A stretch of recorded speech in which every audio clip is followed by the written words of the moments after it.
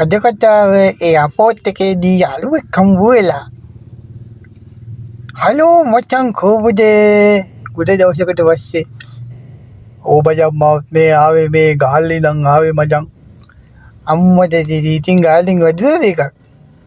නෑ බං ගහල්ලෙන් වැදුන්නේ නෑ මේ පොඩි කොටයක් අරගෙන ආවා. ඉතින් එන්නත් එපා. අදේ මොකද්ද බං කොට අරන් ඉන්නේ? බලපං ඉතින් කොට දිනවා අලියෝගේ කොට දිනවා අලියෝගේ කොට දිනවා. නෑ බං ඉතින් එන්නත් එපා බං නිකන් එන එකේ ඉතින් ඔන්න ඒ ආව කීයක් හරි මේ හම්බ වෙනවනේ කියලා. මේ බුදුෝ කන්න එපා මේ වැඩේ. නිකන් එනවා කියලා බං කොට දින සීතක් තියනවද? හරි බං එහෙම කියන්න එපා ඉතින්. බලපංකෝ ඉතින්. බලපං ඉතින් දැන් මොන්නේ දවස් 3ක් වෙනවා. එක ආයෙත් එකක් නැහැ. එක එක්කිනා කොට නම් කතා කරනවා. ඉතින් මට කොට අදින්න හිත දෙන්නේ නැහැ ඔය. හරි කතියදී කවන්නේ. ඒවා හොඳේ. මචං මේකට පොඩි පළව පාටක් දාලා ෂෙයා පාටක් දාලා පොඩි සපෝට් එකක් දියන් හොඳේ.